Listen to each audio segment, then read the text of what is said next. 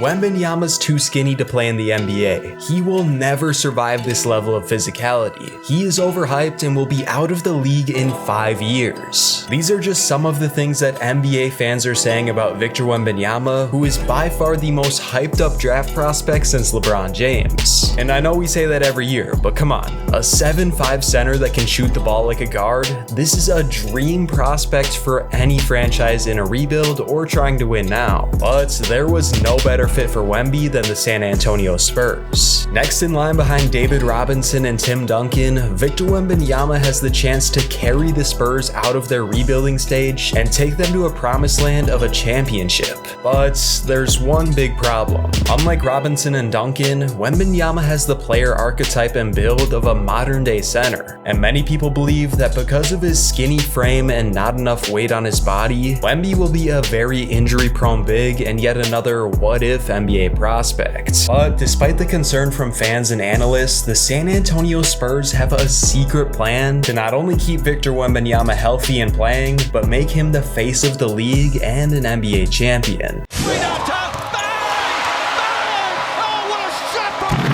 The concern about Wembanyama's frame is honestly pretty valid, because in the past few years, we have seen quite a few players with a similar build go through horrific injuries and not be able to play on the court as much as their teams would have hoped. Most recently, we saw Chet Holmgren get drafted 2nd overall by the OKC Thunder and suffer an injury that made him sit out for a year before even touching the NBA court in a Drew League game versus LeBron James. There have also been other players such as Bol or even Kristaps Porzingis that have suffered similar lengthy injuries, even though they don't exactly have the same build as Victor Wembanyama. The general consensus is that skinny big men should always try and gain weight so they aren't fragile or frail. But what many people don't realize is that gaining weight if you're as tall as these players actually causes more problems than it solves. And these issues are far more worse than if the player just stayed skinny and played the way they were. The human body is not designed to be over 7 feet tall, and when players like Wembanyama reach these heights, their feet, ankles, and legs are under immense pressure and stress from supporting all that additional weight and length. So adding extra pounds on top of that, even if it is muscle, often adds additional problems. The biggest weak point for centers is their feet, and the more weight they add, the more likely they are to sustain stress fractures or other similar injuries that can derail someone's career as soon as it starts. We've seen countless centers that have had their careers cut short because of the immense amount of pressure they put on their feet. Yao Ming, who was one of the most dominant big men of his time, had to retire at just the age of 30 because his feet just couldn't hold his weight anymore. This is a list of all the lower body injuries that Yao Ming sustained during just 8 years of playing in the NBA, and one of these foot injuries caused him to miss an entire season. But here's what you should notice about Yao Ming. He's not skinny like Victor Wembanyama. In fact, he weighed over 100 pounds more than Wemby, even though Wembanyama is an inch taller than Ming. Yao Ming might be the heaviest NBA center we've ever seen at his height, but this is ultimately the problem that caused his career to end so early. But when people see Yao Ming's career and all his injuries, they just simply call this a fluke, and still go on to say that players like Wembanyama should gain weight so they don't get injured. But this is where fans and analysts couldn't be any more wrong. There have been countless big men whose careers have likely been derailed because of all the stress they've been putting on their lower body, mostly due to their weight. You had Zydrunas, who weighed 260 pounds at 7'3", sitting out almost 2 years because of a stress-related foot injury. More recently, there was Greg Oden, who was 285 pounds at 7 feet tall, who suffered microfractures in his foot because of all the pressure his weight was causing. The point is, gaining weight isn't always the key to having a long and successful career, especially for players over 7 feet tall. So what are the Spurs going to do, and what is their master plan to keep Wembanyama on the court and develop him into an MVP caliber player? If Wembanyama isn't going to be trying to gain weight, what can he do to not be the next Chet and actually prevent his injuries from occurring?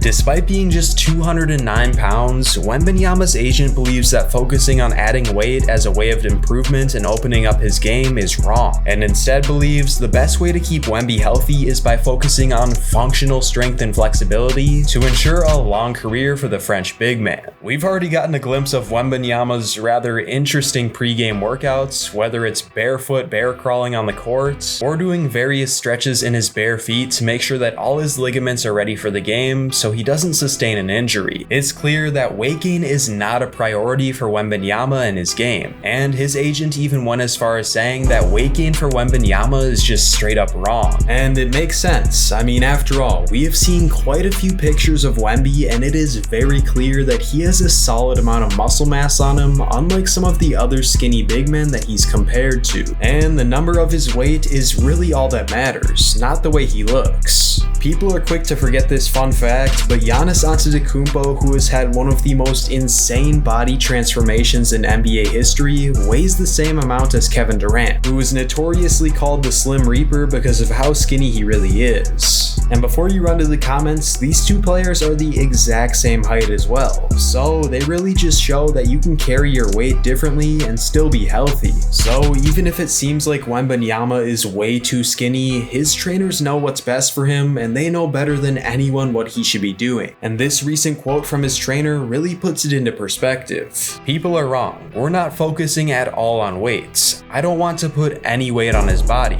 We're going to fight to not put weight on his body. Weight on his body is a big mistake." Wemby's agent went on to say, "We are focusing on strength and core." And after talking with Kareem Abdul-Jabbar, who is obviously one of the best, if not the best big men of all time, Wemby's team came to the conclusion that focusing on weight gain was the wrong thing to do. Instead, they intend to keep Victor far more light and mobile, similar to Kareem, whose career obviously speaks for himself, given that he's one of the best centers and players of all time, maybe even the best center. So the Spurs' secret to developing Victor Wembanyama's game and keeping him healthy is not weight gain. In fact, it's the opposite. But something else in the NBA is developing, because Damian Lillard, who just demanded a trade from the Trailblazers, also made his situation a whole lot worse. Click here to watch and see why Damian Lillard could get backstabbed by the Trailblazers and end up on yet another rebuilding team to start the season next year.